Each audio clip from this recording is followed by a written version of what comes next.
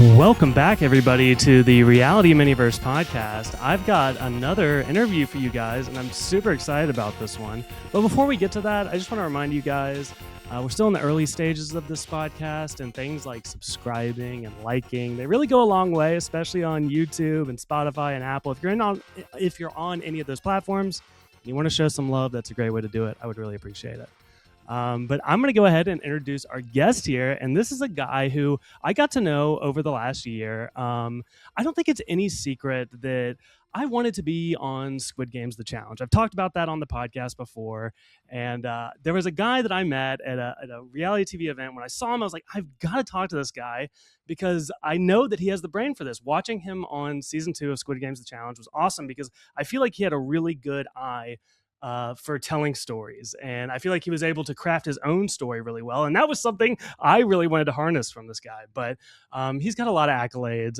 He has his master's in game design. He wrote his thesis on reality competition game design. He's the star of Squid Games, The Challenge Season 2. And he was nominated for Best LRG Villain alongside me. I don't even know if he knows that, but it's Eric Eldredge. I'm going to bring him on now. How's it going, man? Oh my God, there's so much wrong with everything you just said, but that was a very flattering introduction. I appreciate it.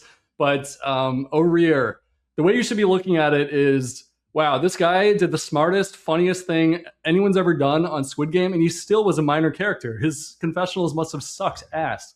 That's how I choose to think about my experience. Anyway.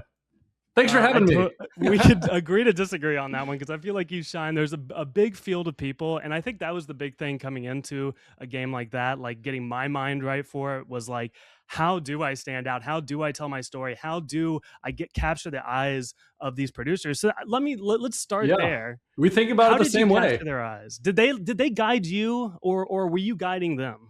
No, I was guiding them, if anything. So I think about these things the same way as you, it sounds like, where I can't believe I'm cast on a show. I never thought this would happen. And I'm very much there to play the game and to stand out and be entertaining because I want to watch myself back. And the Squid Game, there's 456 players. And, we're all narcissistic losers. So we all want that spotlight, and it can only go to so many of us. By the way, how funny is it talking about Squid Game like 6 months later plus? Not the hottest show on television right now. I'm very excited to get into game design in general, but I actually had this idea for the fake baby lie. I knew I was going to do it. I was like, this is by far my best shot at like making a mark. And I've always thought this is a great strategy too. Like it certainly would have helped me if I had made it further in the game. But I wrote up this whole dossier. I had this whole like list of facts to help me remember and study in like the 3 days before the game. So I gave it to a production assistant. I said, hey, just so you know, I'm going to be lying about this.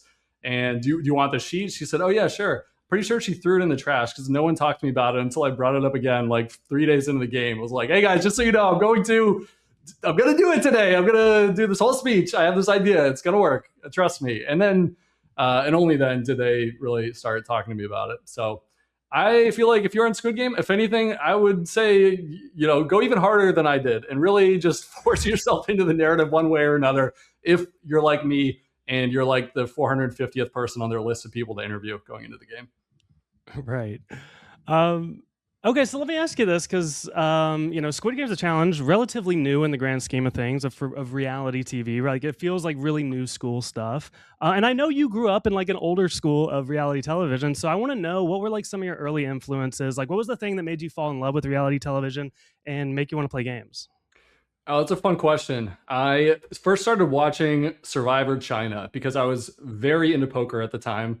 I was playing illegally on accounts that was not mine because I was like 15, and I caught wind of this fact that Jean-Robert Ballard was on Survivor, and I was like, all right, I'm going to check this out. Let's see what this guy's doing. He did not exactly crush it. He started this chain of poker players being terrible on Survivor for the most part. I should have written my separate thesis. If I had a second thesis, it would be why you want to be like decent at poker, but not too good at poker if you're going on a show. I fell in love with the strategy. Big Brother, right? A Big Brother, I think the poker players on there kind of kill it. They're way better. I don't know what it is about Survivor. There's like resting poker player face, and they all get voted out so early. Jean Robert, actually one of the best performing ones, but I digress. I fell in love with a combination of games and storytelling. You know, like I remember there's this video on YouTube. It is so like obscure and niche, but it was the winner and runner up for each season for the first 13 seasons, set to like some music from a movie. And for some reason, this really resonated with me. I was like, oh, I gotta learn these stories of these people. How did they get to the end? Who are they? And from then on, I was hooked. I was in it. What about you? When's your start? My earliest memory as a human was crying when Colby Donaldson lost season 2 Australian Outback. So Whoa, way that back. was Colby. Yeah, exactly. How I old was are probably you? 6. I'm 31 now. I was 6 Okay. then. Wow, that's early. So yeah, it's been a like literally a lifelong thing for me. So You know what's weird? I have like this memory too of watching the night challenge in Australian Outback. And I remember seeing a newspaper article about the final four of Borneo. And I would have mm. been 9 or so at the time. So I have these like flashes of Survivor because obviously everyone was talking about it then, but I didn't actually start watching for a while. Were there any other shows in the early days that kind of stuck out to you? Did you become a Big Brother fan or anything like that?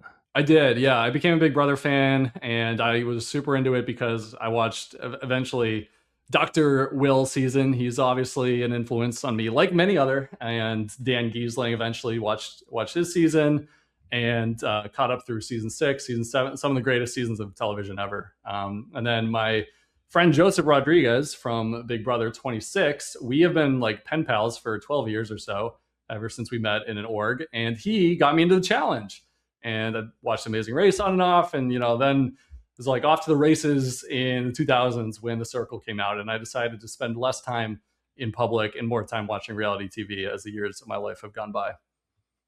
That's so cool. I knew you were friends with Joseph, but I didn't know that that predated his time on Big Brother, which is Yeah. really cool. I've also been in the online reality game world for a long time, so it is interesting. Like now, all of those people I was playing with are on reality TV shows, and that's like a really cool thing to Hey, see and you're everybody do. next, baby. Let's Yeah. go. Well, fingers crossed. Yeah. Yeah. So let me ask you this: like again, these early influences, you see Survivor, Big Brother, like what is the thing that hits you first? Do you want to play games like this or make games like this? Like what, like originally or even now, it does did it change? Are you a creator or a player first? I'm a dual threat quarterback, baby. I want to do both. I never thought I would get a chance to play a game. Of course, the odds are just so low. Luckily, they invented a show that cast 456 players. Otherwise, probably would still be dreaming.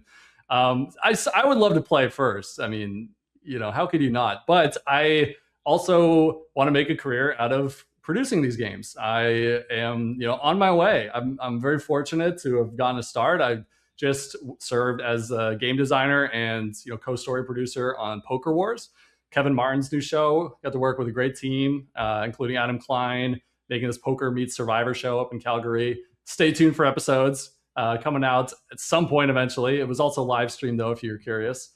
And I've been working on These Games 3, and hopefully I can just keep going and working and eventually start producing my own shows, because to me it's so fun to blend, like I mentioned before, the gameplay and the storytelling. Like the two go hand in hand. And if we ever get to talking about Survivor and my many issues with it right now, as much as I love the show too, I would say it's too much on the game side, which is crazy because I'm a gamer. I'm a huge gamer, strategy nerd.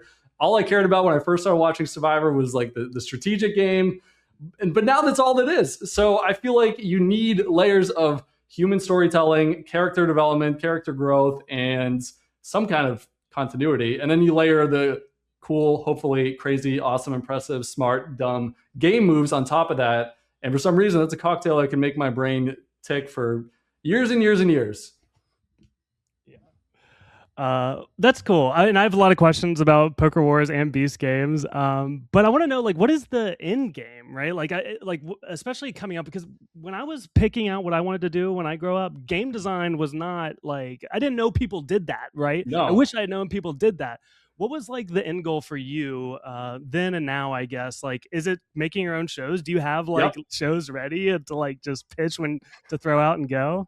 I have an idea that I just started working on before I started on working on Beast Games, which kind of took my attention fully. And then since then, it's been a whirlwind for me. But I'm very excited to come back to it when I get the chance. It's who knows where it'll go? Very likely nowhere. But if not that, then I'll keep working on other ideas. That's a long-term goal. In the meantime, I want to get more experience and just like sign up for more projects. Live reality games, fantastic, way for me to build experience. Even I don't know how much it counts for anything, but being able to go out there and film, lead production teams in a couple instances, lead video teams, I should say, and see things from behind the camera for 5 days in the woods is like incredible experience. So very grateful to the world of LRGs, how I found them, and the skills that I've slowly, I think, been building by trial by error. And yeah, not many people I don't think would get a master's in game design to work in reality television. It's kind of an insane pipe dream that I still can't believe is actually leading to actual jobs. It's early days, but yeah, what was the question? I forgot to. Yeah, whatever. Yeah.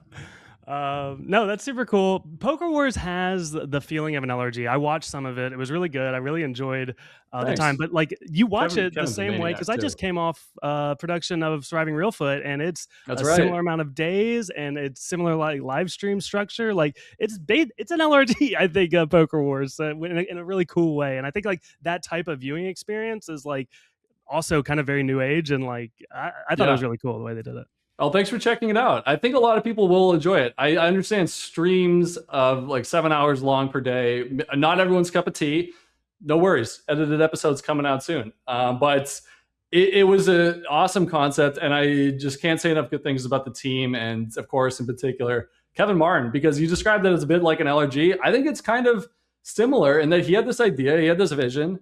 We're going to do 6 players. They're going to play poker, but like the games are going to be different. We're going to throw new stuff at them. It's going to be a mixture of social, strategic skills, definitely not just poker skills. And we didn't cast the best poker players in the world. We cast good poker players who are entertaining as hell. And I say they did that. And it's like a hybrid. This is like a new world we're living in, O'Rear, where if you're familiar with the hottest movies right now, Obsession and The Backrooms, they're created by people who started just putting stuff out on YouTube, and look at them now. They got these huge movies, and they're so successful. And what Kevin did was he put his own skin in the game. He invested his own money making this happen. And if it doesn't get picked up, the edited episodes, then they're going on YouTube, and we'll make them as great as we can, and then see where it goes from there. And I think very well within the realm possibility that the reception, if people are into it enough, could turn into a show. So I think that's the avenue for hopefully me in the future, maybe you too, if this is something you want to do, is like just start making things, put them on YouTube, and build them up as good as you can. Yeah, I totally relate to that, and I think there's a lot of money to be made on YouTube. I know, like a lot of people, like I think the big thing now, like especially like casting people, they'll be like for a main network, and it's like that isn't even really like YouTube is a main network, like you could it depends on a lot, but you can do a lot you go a long way with YouTube for sure. It's like proof of value. Just you put it on YouTube, you prove that like, oh, you can actually do this to a reasonable degree with the budget you have. And people are into it. They're loving it. They're fans. Like that's what you're basically doing. Because otherwise, you're just pitching a concept sight unseen, especially as like someone who doesn't have any direct experience. But if you actually make something, I think your odds go up. So the question is like, there's a lot of people making LRGs out there. How do you stand out, right? So that's another question. Yeah. So how do you get involved with Poker Wars? Like at what stage? Also, I'm curious. Like, did you have a relationship with Kevin Martin, who I'm a big fan of, by the way? I think he's really awesome. It was really cool that you got to work with him as well. So how did that come about? Where did that tell me about that. You ever hear the saying, "The squeaky wheel gets the grease"? Okay, yeah. I reached out. That was it. I saw Adam's post on Instagram, and I was, fortunate, lucky timing. I just met Adam and had a really good time at the event in Florida, a reality event. And so I had like a bit of a new connection, but that's it. And I said, hey, Adam, this looks amazing. I love poker. I blah, blah, blah. Did this game design. I was on a show. I think I got the player experience.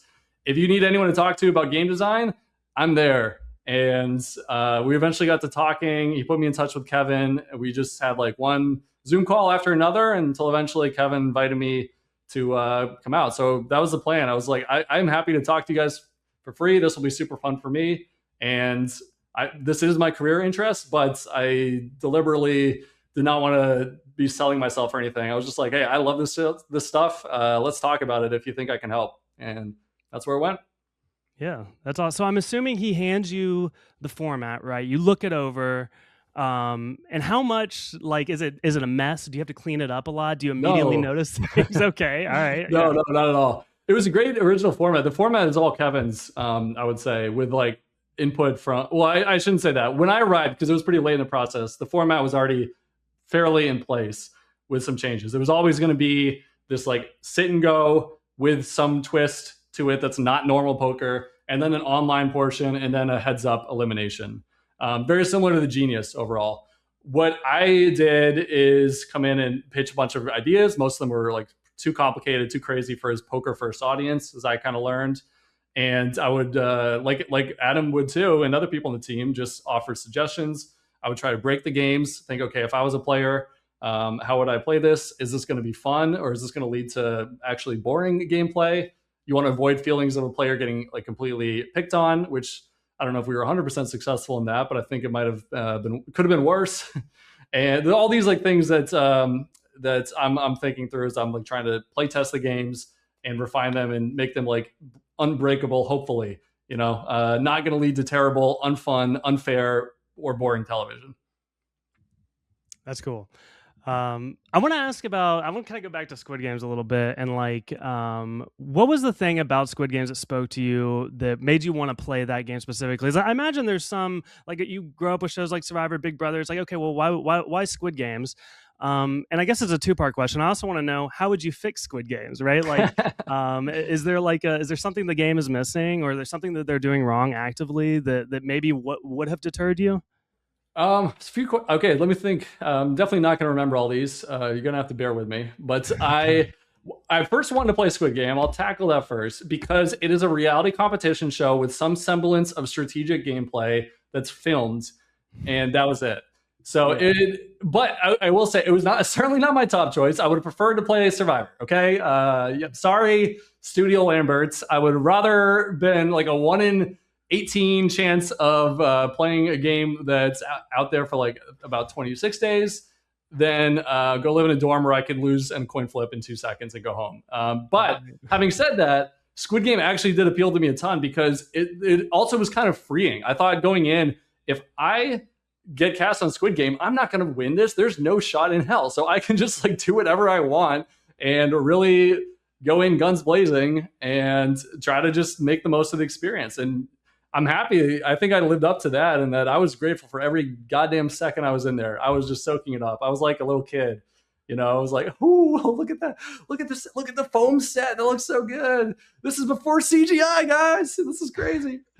Like, oh my god, the interview room. I actually, when they gave me a printed out letter afterwards, after I got eliminated, saying like, "Good news, we would like to interview you and do a processing room interview with you the next day," and that was so fulfilling for me. I had it framed and it lives in my my studio where I make games. Yeah, so cool. Yeah, I wanted to ask, like, at what point do you figure out in Squid, because there's got to be a moment where you're like, okay, maybe I could be a character on this show. Was it while filming that you figured that, or was it like, I don't know, is that like, when did you realize your story was bigger than the average? Was it then, I guess? Probably about the time I gave a speech about a fig, maybe. Okay, I think that's, to me, sealed something. I was like, if they don't put this on the show, like, what the hell? Like, this was great. I think I nailed this as best I could for the most part.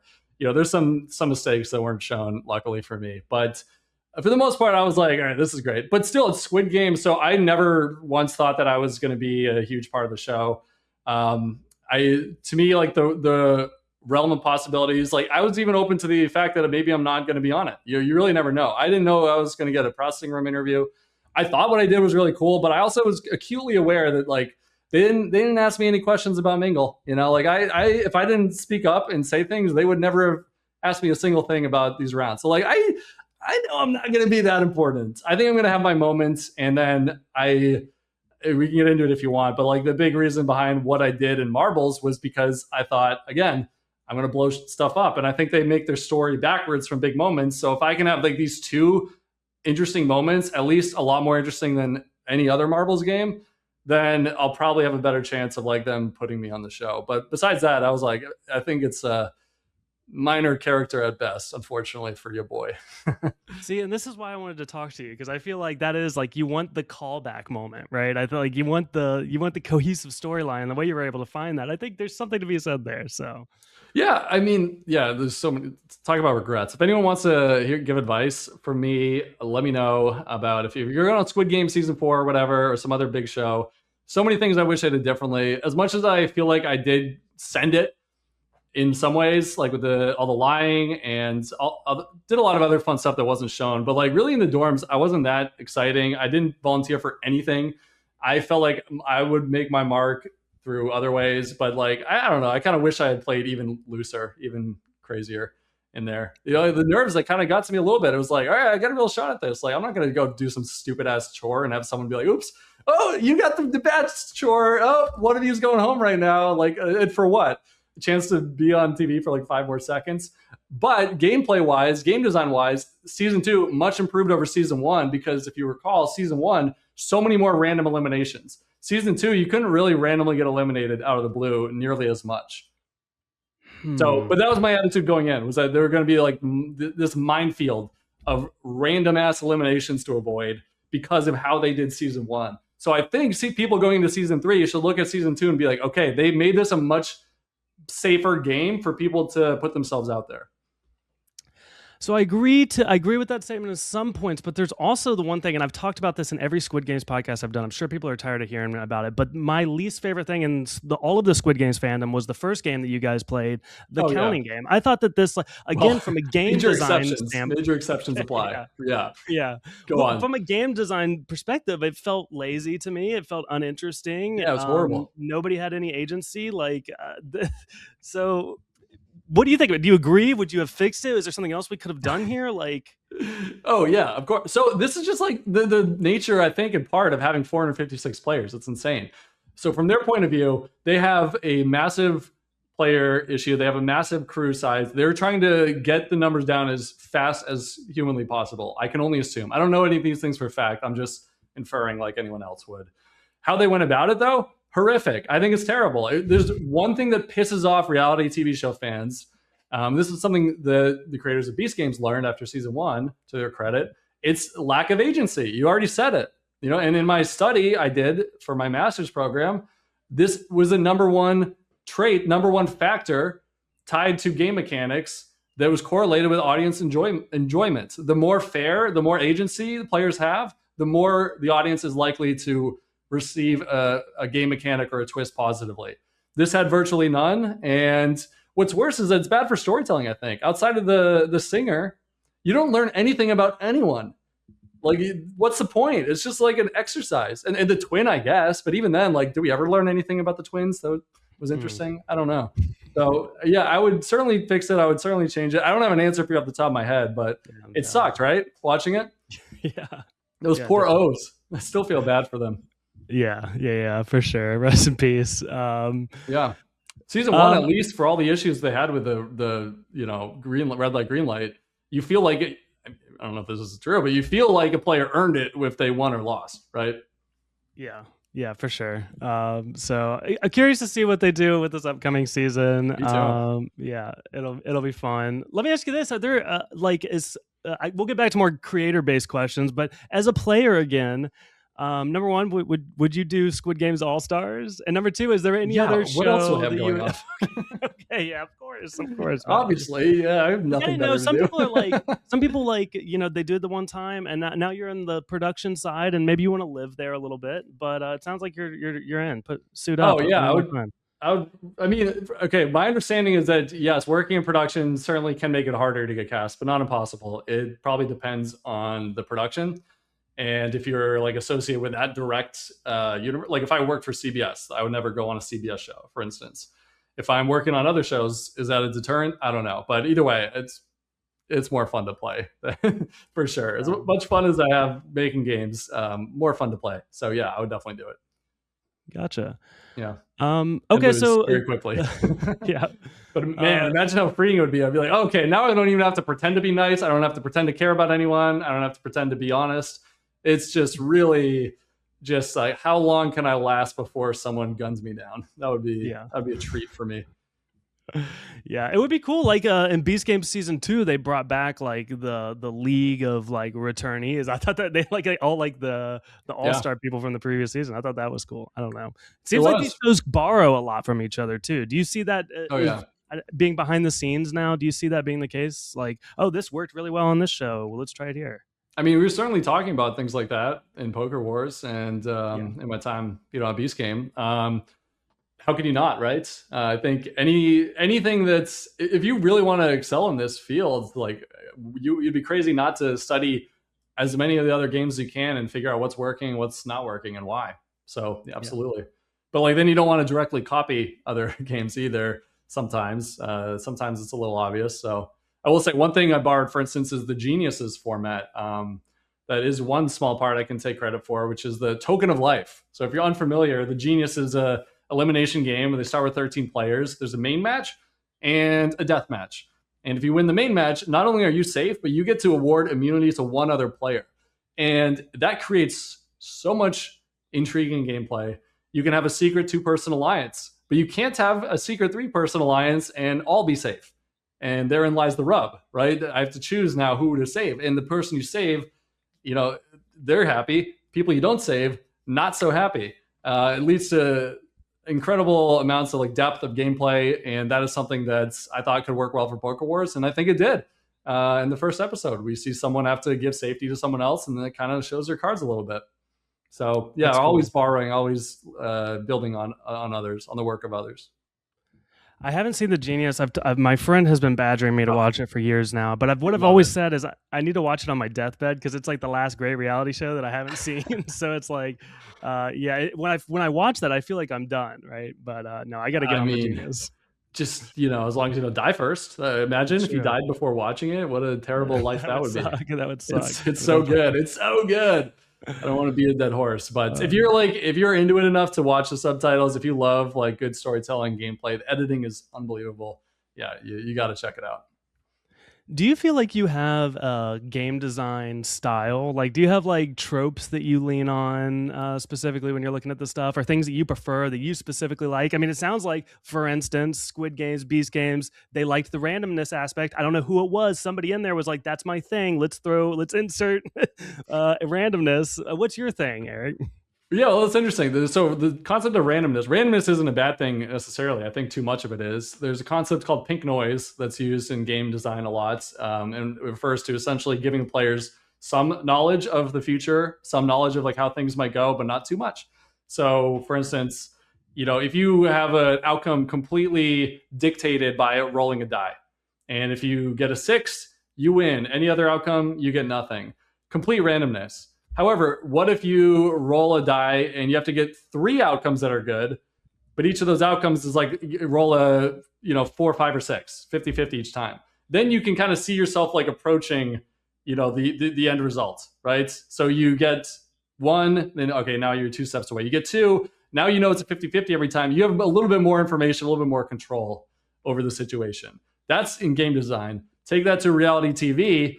You want a good example is like the tribe swap. When it was first done in Africa in Survivor, players had no idea, of course, but there's no escaping that. Now, after enough seasons, players know, forgetting the new era, of course, as we all like to do, players in the 30s will be like, okay, there's probably going to be a tribe swap at some point. We probably will do it randomly. So we like know some things, but we don't know exactly when it's going to occur. That to me is a great balance to strive for, because you want players to know the game they're playing. If they don't know anything, if it's complete randomness, complete chaos, Survivor, new era, then you can't be smart. You can't do cool things, Like players need to know the game they're playing in order to shine properly. So that's one tangent. Meaningful choices. That's another one. I could go on. I'll turn it back to you, though. Is there anything you feel like you wish you saw reality shows doing more? I'll be honest. If I had to pick like a genre of reality TV show, I've said this before. I'm not just kissing your butt. I love Beast Games, right? I love like the fast paced social, like for instance, the cubes. This is a very simple thing. They have to get one person to agree to lock themselves in the cube, and then the other people walk out, right? Super simple, but it's like it creates this social pressure cooker that I really appreciate. And I think that's the kind of thing I really like, is like very social based, simple games. And that would be my style, I think. Yeah, I think that's a great game design. It's memorable. It's visually compelling. It's simple. You know, the more simple to a degree, the better, right? If you get too complicated, you're going to lose so many people. So the cube's a great one. And don't worry, you're definitely not kissing my ass, because I've only ever worked on season 3, which isn't out. So I had Yeah, nothing to do okay. with that one. Yeah, I think that's a good philosophy. There's so many things you could think. I mean, I'm just getting started, so who knows? I'll probably come back in a few years and be like, what was I thinking with all Right, these right. ideas of mine? I have a whole list of Survivor things I would change. I told you about, just say the word. If you want to lose people listening, if you want to lose listeners fast, just like say, Eric, go start talking about Survivor, and I'll Well, probably. let's actually, I do have a question for you about that, but we're going to save it, like you said, towards the Great. end when That's a people good can idea. tune out. Good strategy. You're a good I want to strategist. talk I can already about, tell. I want to talk about Beast Games a little bit more. And I guess my first question is, have you talked to Mr. Beast? Like, or is there like, like, are you friends with Mr. Beast yet? And when are you going to be able to be? Yeah, we're best friends now. No, Yeah. I will, that's probably a question I can answer. Anything directly related to my work, obviously covered by an NDA, so can't talk about too many details. But the day before Poker Wars came out, I did get reached out to. I don't even know, like I shouldn't even say this yet because it's not like official. I haven't signed anything, but I think I'm going to work as a writer for Mr. Beast for his main YouTube channel. So I have talked briefly, very briefly, but mostly been working with other people on his team who've been great to work with. Well, cool. Yeah. Yeah, that's really exciting. He's a busy guy, I think. So people tell me. Yeah, I'm a bit like, again, this is maybe my biggest flaw. I'm a Mr. Beast fan. Okay, I love Mr. Beast. I think he makes good games, and yeah, excited to see what you could do on season 3 as well. So I appreciate it, man. I look, whatever input I had, minimal compared to the rest of the team. So if it goes great, that'd be awesome. Yeah. But I won't deserve much credit for that. Hopefully I helped in some way, but I agree though. I'm actually watching Mr. Beast videos for a long time, and I love that he's brought competition and reality to the YouTube space. It's compelling, it's addictive, and I'm very excited to see where hopefully we can go and take it in a new direction. Yeah, for sure. I got a question for you. Okay. We hated the first game of Squid Game, the Challenge 2. What was your, besides that, favorite and least favorite game? Or I'll just say most memorable game off the top of your head. Off the top of my head, my favorite game, I'll say Catch. I really love Catch. I think that it felt fresh to me, like this mix of like athletics but also social. I thought it was really cool. I hadn't seen anything really like it before, and again, that's just the kind of thing that what I'm looking for, like what is the thing we haven't seen yet on competition reality, and that was it for me. So I think it's a great answer. I'm biased, but I think Catch is brilliant. It is brilliant. It is. They make this concept so simple. It's literally Catch. It's like the simplest game you can imagine. Easy enough to understand. If you catch it, you're in. If you don't, you're out. Or if your partner drops it, you're out, right? But it's a simple concept with so much emergence, because there's these lines and you have to choose who to throw to. And you might have this whole plan with your line. I mean, but so many players played it, I think, terribly. And, we saw the whole yellow line, just like they all threw to each other. Like, you didn't have to do that. Did anyone tell you don't have to throw to your old line the whole way through? There's some merit in if you're a good thrower, and a lot of people were terrible throwers. So it's very important to have a good thrower throwing to you. So there's some reasons there, but yeah, otherwise it was guaranteed to engineer conflict, memorable moments. We saw, I think, 3 great moments come out of that one game alone. So hats off to the producers for that one. I thought that was fantastic too. Yeah, I was also going to say Mingle as a second, but that just felt like, because the Catch was like the fresher, newer thing. Right. I also really do like Mingle, and it sounds like you got to kind of like really run the ship there. Is that how it felt in the moment? Because again, I think you came in with like this social strategy mindset. You knew to kind of like make alliances and talk to people next to you. Like, did you feel like you were running that thing? Yeah, for sure. No, Mingle was great, and I'm done playing coy or trying to be nicer.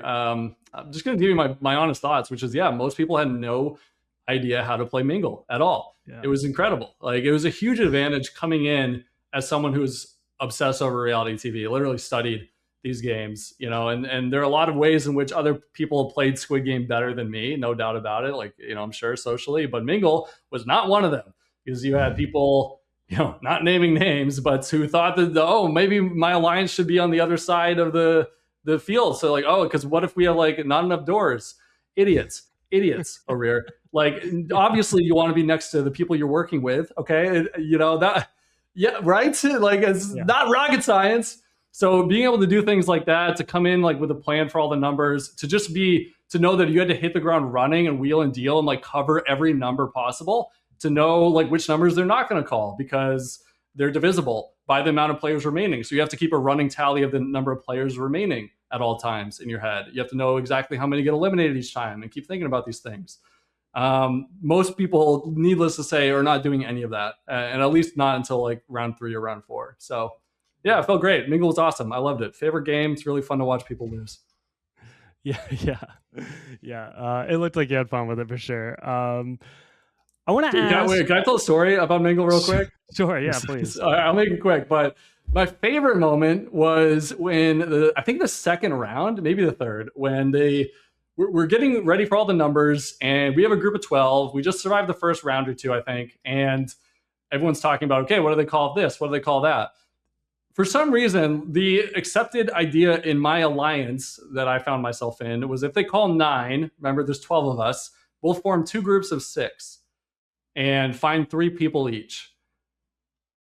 Do you spot any problems with that off the top of your head by any chance? The math.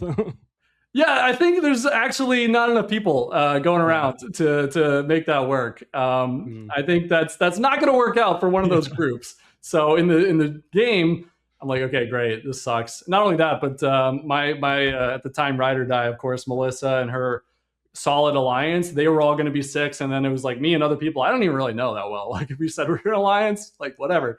So sure enough, they call 9, and like I take the people that I actually cared about the most in the game, or that I thought would be best for the game, and I'm like, we're out of here, and just bolted to Melissa's room. And, oh, it was so great. I was like, you guys really thought we were going to stick together? Like, why? Yeah. Have you never watched this show before? I don't know. It's beyond me, man. That's so cool. It's so cool that you got to play that game. So is that one you want to play? Yeah, I think that's. I'd like to think that I would be in that position of somebody that could be like really socially aware and quick about the numbers. So like, yeah, I totally like. I would love to do that. Well, you probably do better than me, because I did not have a lot of friends going into that game. That is not my strong point in Squid Game. Didn't help that all of my pregame like hotel friends all died instantly, either, I should say. But yeah, Mingle. Here's my tip: if you don't have a lot of friends, find people who do have a lot of friends and work really hard at making friends with them. But then beyond that, like, you be the numbers guy. Yeah, absolutely. Every group needed one. Can I ask? This might be a sensitive subject. Are we? How are we with Melissa? Are not we on good. good terms? Not good. Okay. Not good. Right, no, it's pretty bad.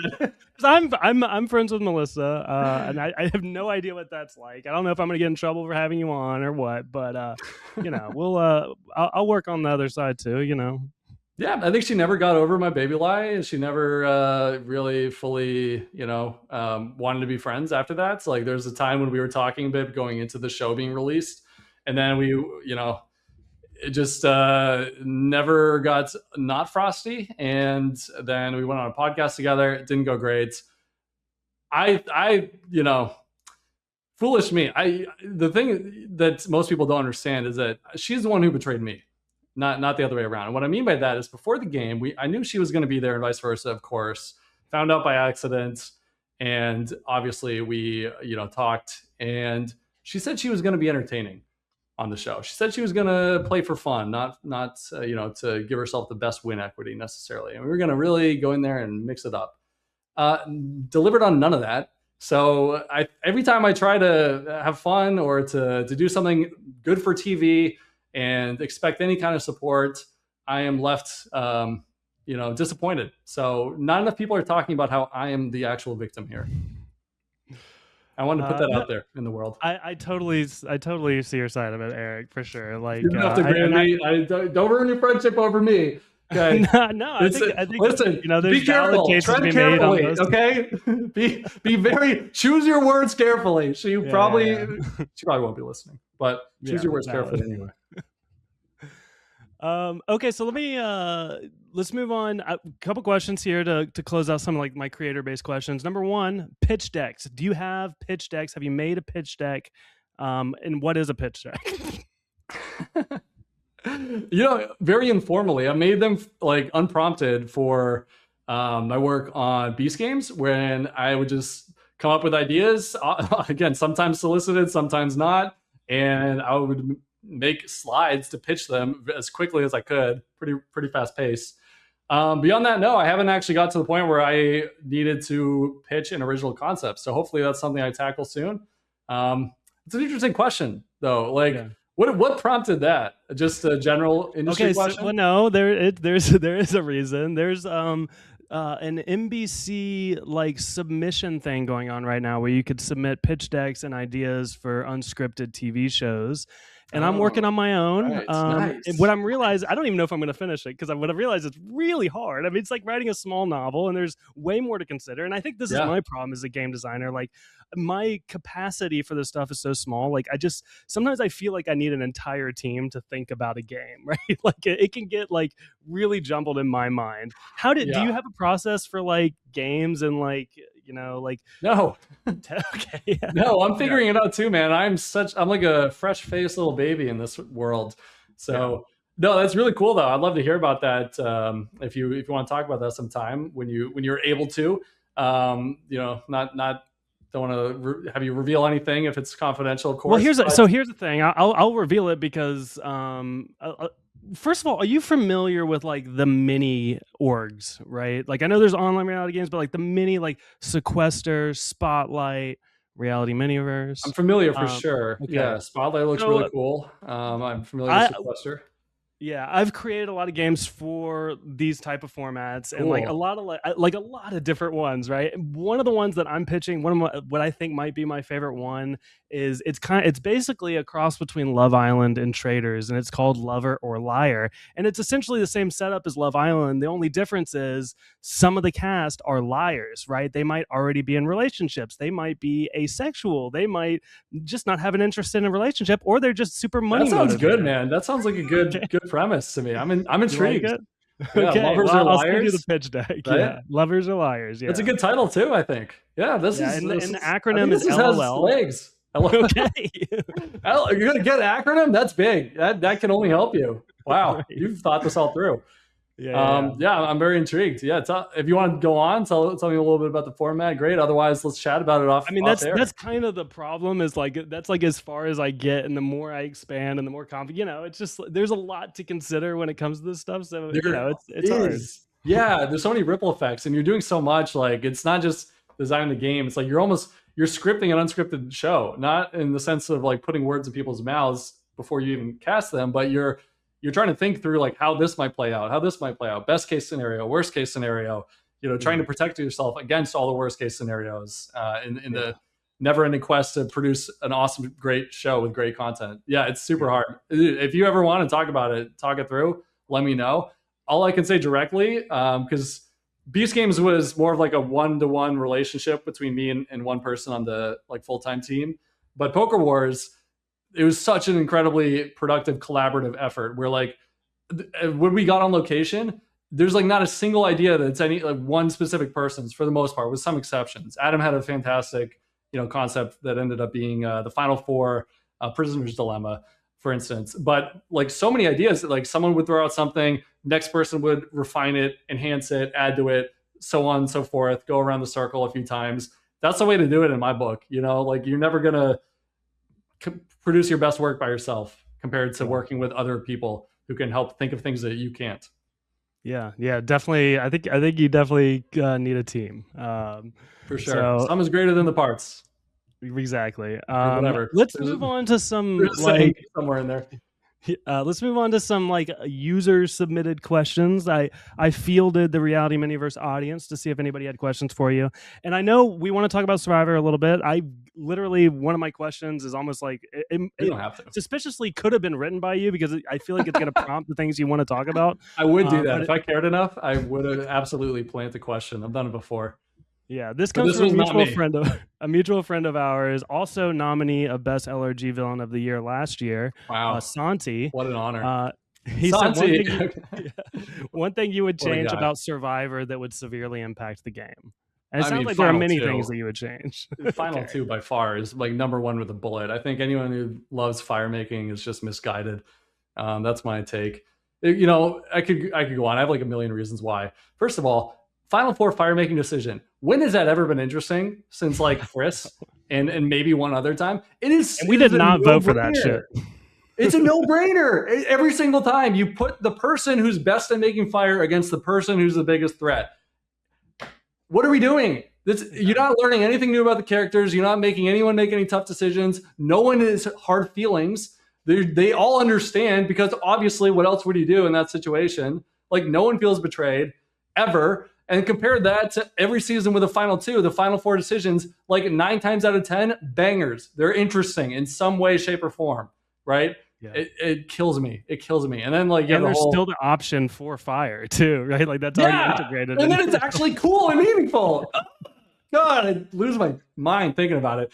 And then of course, on top of that, like you're incentivizing people. There are seasons where 4 people are all correctly, and that's the key word. They're correctly going to the final 4 together. That should never be the case. Because if you're an average fire maker, your odds are never worse than 50-50. Yeah. You know, if you expect to win a fire making competition 50% of the time, if we just simplify it a little bit, you have a chance to win immunity, a chance to win fire. Your odds are never worse than 50-50 going in there. A lot of people are just going to take the easy road and walk to the end holding hands and skipping and singing. It's horrible for the game. Like, you need people to think, is this person going to take me to the end? And that's why Final 2 to me is infinitely better than Final 3. Is you have to ask yourself, like, is this person going to take me not to like the Final 3, to the Final 2? Am I the 2 within the 3, within the 5? Way more interesting, way more dynamic game. So yeah, that's number 1 with a bullet. I'll stop there. I could go on. Let me throw it back to you. Yeah, thoughts, and then what's yours? What's your top thing? Yeah, I know. I totally agree. First of all, I hate fire making. Always have. Think it's stupid. I think a Final 3, you can argue that in some positions to maybe switch it up every once in a while. But I'm okay with that. I feel like uncertainty. The game feels unfinished when you finish at Final 3. Like, the reason there's the jury in the Final 2 is because they can't vote each other out. Their votes negate, right? That's the reason they invented that process. You know, that still happens at 3. You can still vote somebody out. So it'll always feel like a little incomplete to me without a Final 2. So I totally agree. And isn't it more meaningful, like, when you make the Final 2 than when you make the Final 3? Like, we never think about it actively. It's probably in our subconscious, but like, it's so much more impressive to make that final leap into the Final 2. And then it's a head-to-head. As humans, like, we are, storytelling-wise, 1v1, so much of a better story than 1v1v this also person over here too, who, by the way, there's always a third place who gets no votes. Always. Like, 1 tops, right? It's a non-factor. So like, and all the reasons for Final 4, I'd love to hear it. If you disagree, say it in the comments. Tell me why we should have Final 4 fire making, and I will probably not hear anything I haven't heard before and hate, but go for it. Take a shot at it. You know, fire making is not that interesting, not more compelling than human dynamics at their best. Again, I urge you to go back and look at the first 12 seasons, plus the other ones where there's a Final 2. Steven versus JT, you know, Micronesia. Yeah, do I want Sarita to win too? Yes. Is it a better game with the Final 2? And was Parvati legend versus Amanda legend also incredible? Yes. Tony versus Wu, incredible. Yeah. They almost never miss. It's crazy. All right. Anyway, what else you got? Another thing I would change that I hate, modern Survivor trope. I hate the early merge. 13, way too many. And then what they do recently, 15, 16. It's like, what? Insane. I don't know. Like, I feel like I actually, and this goes, I did a podcast many years ago. I'll challenge anyone to find it, where my Survivor hot take was the pre-merge is better than post-merge. I genuinely think the pre-merge is just more exciting. I think the team dynamics, the smaller tribes, it's easier to follow those like stories, and like that we're slowly cutting away what the pre-merge was. Yeah. Like I don't know. I miss a Final 10 merge. Yeah, and it's like not meaningful to make the merge. It's like, wait, we made the merge? We just started. We just landed here like 5 days ago. 18 players, 5 are pre-merge, 13 make the merge. Who cares? And then earn the merge. Worst idea since, well, no, Hourglass is the worst idea. Top 5 worst idea, which is saying a lot in the new era. What the hell are we doing? Why are we convoluting a merge? And like, why are you saying they're merged, but they're not? It's so stupid, man. It's worse storytelling. Like, what to what end? What do we get out of it? That's so great. I don't know that it makes great podcasting, but I had a feeling we were going to be on the same wavelength about a lot of this stuff. I don't think any of our Survivor opinions are different. Yeah, we might. Well, look, it's early yet. We might find. Yeah. Think of some controversial opinions, and maybe we'll get there. But look, it doesn't. I'm gonna have fun either way, dunking on Survivor, and hopefully the comments will at least disagree. There you go. Love a good debate. I'm open to hearing new perspectives always. You know, if there's something I'm missing, I would love to. Tell me. Yeah. Okay, well, let's go to and I'll keep thinking about Survivor stuff, but I'm gonna ask. Wait, can I pitch one more thing? Can I pitch one more thing? Yeah, sure. Yes, and then I'll stop there. No, you know what I think they should have done Survivor 50 specifically? Okay. So many things. Besides bringing back retro challenges, obviously. Rebrand Journeys as Exiles. Remember the one where Sari went and kind of got exiled? And then I think there was one after. It's 50. It's a nod to all the previous seasons. You know, Journeys suck. But when do they do anything fun? Never. But if you give tribes a choice and make players choose to exile someone, creates way more dynamics that are actually memorable. And then if you go on a journey with like 2 or 3 people, no one remembers that. It's way too much to remember. But one person getting exiled, sometimes over and over, one of their better dynamics. But you could update it for the modern era and make it fit the season 50. I have more details, but I'm going to stop. I can already tell this is boring as hell to most people. I know. That totally works for me. This leads me to another Survivor question. We're entering the Survivor Open era, which apparently means any twists are possible. What is that like? Hearing that, I know that's kind of like eye-rolly and silly because that's always been a thing. But hearing that, what's the thing that you're like, well, I hope they bring this into the Open era? What are we bringing back? Oh, that's a good question. First of all, the Open era, like some things I'm interested in, right? The Jurassic Park seeming sub theme. Even though it's weird that they like seemingly don't like themes anymore, and they'll always just do a weird half-baked theme, like there's an octopus for the logo and like other various nautical things, but are never explained, or like a sword and shield and a chessboard for some reason. You know, like why don't we just have actual themes? I digress again. What should they bring back for twist? I mean, besides Exile Island, which I think is an interesting one and way more compelling than Journeys at the very least. I haven't thought about this. Different challenges, obviously, number one, like 1v1 challenges that test like raw social ability, raw physical ability, mix of these things, way more memorable, right? The problem with challenges in the modern era, in the new era, is that you never learn anything about anyone, with very few exceptions. Like Jason was really good at puzzles. Rome was really bad at puzzles. That's about it. That's all I can remember. Jonathan, it takes like a superhuman freak of nature, Jonathan, to actually physically stand out. Besides him, who does? Nobody. But if you have different challenges, and one-to-ones are a fantastic way to do this, you can actually do 2 things at once. You can have a challenge and determine outcomes in the game and teach viewers about the players. That's what's missing from modern Survivor challenges. You can tune them out and not miss anything. Like they don't teach you anything new about the players. So that's where I'd start. What about you? Okay. Let's go around the horn again. What would you want? Yeah, well, because there was one thing that stuck in my mind. I don't know why. Maybe it's just because we haven't had it in a while, so there's like a longing for this concept. But I want Survivor 56 specifically to be fans versus favorites, okay?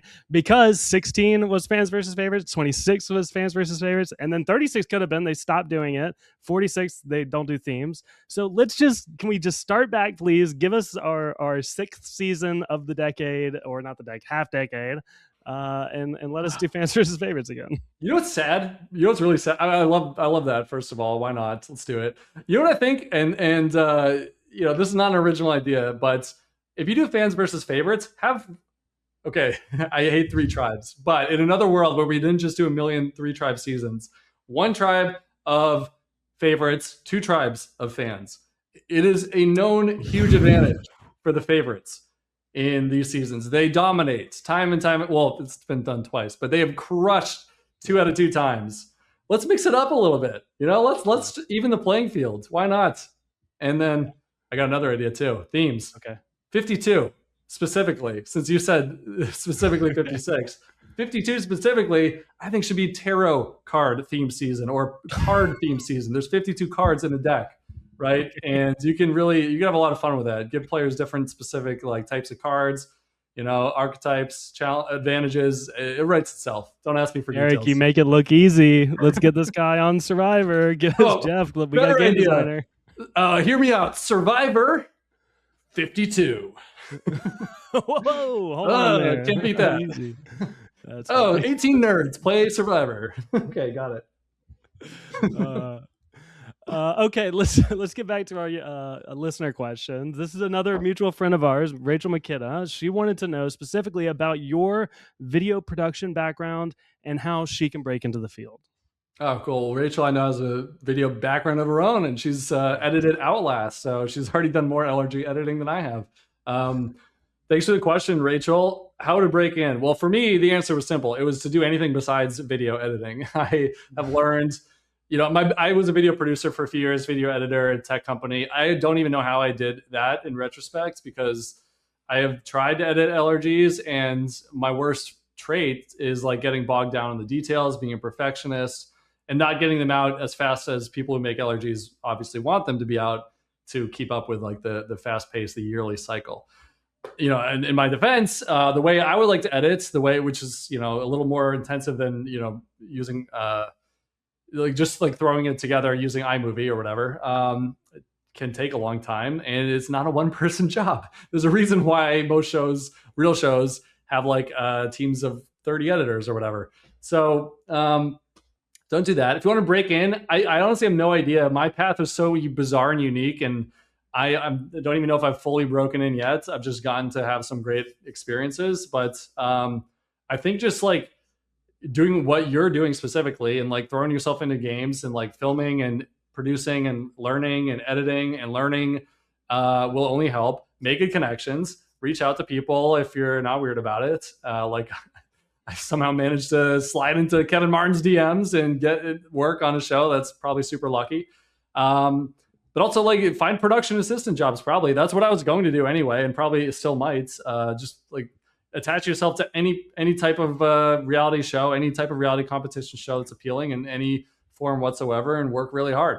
I have no idea how else to do it. I wish I had better answers, but I'm still figuring it out as we go. But I hope that helps, and reach out whenever. No, that was a lot of good advice. And I'll also second just asking. Put yourself out there, because that's a big. My email is full of so many embarrassing, like, "Hey, can I work for you? Hey, can you come on my podcast?" Like all like just shooting my shot always. So yeah, I totally agree. Yeah, reach out to people. It helps. So that's how people get on podcasts together, at least. So. Right, through opportunities like this. I mean, hopefully we're going to see more LRG to reality show production pipelines. Right, forget playing. I think that and I'll keep preaching the good word, but hopefully more shows recognize what passionate fans they have, who often are looking for a job and have qualifications in this LRG world. So. I hope it just gets easier and easier to say like, hey, this might sound crazy, but my resume includes making a fan-made Survivor game, and that being a cool selling point. Yeah. No, that's super cool, and not a lot of people do that. Something that will like stick out on the resume. So yeah. I've got one more. I've got one more listener question here, and it's from our friend Colin. He asked, considering that you probably rival me in terms of reality TV competition consumption over the years, what do you think has been the catalyst for the reality TV boom we've seen in the last few years, and do you think it's here to stay? Yeah, I've thought about this in the hours since I saw that comment on Instagram. I don't know. I haven't even thought about this. Like it's interesting, right? I mean, maybe the death of the third space, right?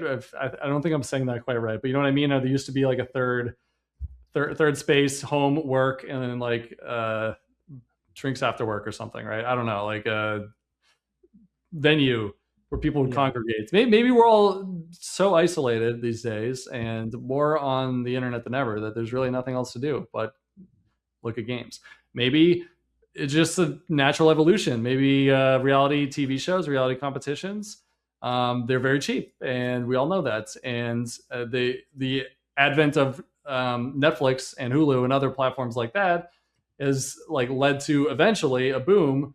And that's like if you're relying on traditional channels, there's just not enough channels making that type of content. But now there's a lot more options who are willing to throw bucks at competitions. And I don't know. I have no idea. Like I'm rambling, trying to come up with something. I wish I had a better answer, but those are my best guesses. You nailed it. What do you think? You think anything you'd add or change? I think again, maybe post-pandemic, the lack of social interaction, number one, gives us that drive for like real people and real things.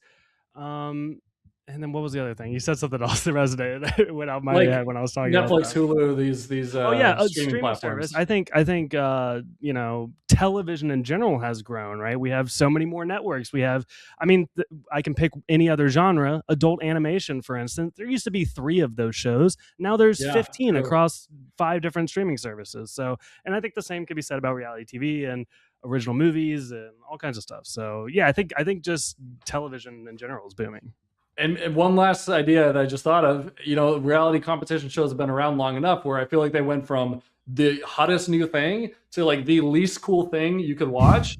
To now, though, it's been enough time and people are just, I think society generally speaking progresses and gets more progressive. And like now with reality TV shows, they're just an established thing. It's not cool or uncool to watch. It's just a thing. And like it's more acceptable to watch them and talk about them. You know, I don't know if that's a big factor, but I feel like more and more people are watching TV without shame for whatever reason. Thank you so much for doing this. This is so much fun. I've got to the end of my questions here. I want to ask you, though, where can people find you online and keep in touch with you?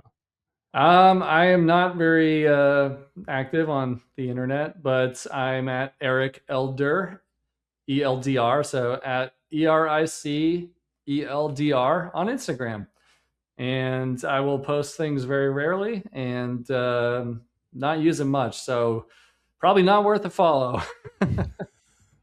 Come That's on. it. But if anyone happens to be listening and you have any questions for me, for game design, reality TV specifically, or whatever, feel free to reach out. I encourage it. I would love to talk anytime about this thing. It's still surreal that I might just maybe be able to carve out a career and get paid to think about games for reality TV. Hopefully. So yeah, reach out anytime. But otherwise, man, thanks for having me. It's been so fun. Yeah. All right. Well, Eric, thank you so much. We'll talk to you soon. And guys, that's all I got for you guys. Just a reminder, once again, if you want to hit subscribe, it goes a long way, especially on YouTube. And I think the ratings on Apple do a lot too. So if you want to like just hop on over to that app, we would really appreciate it.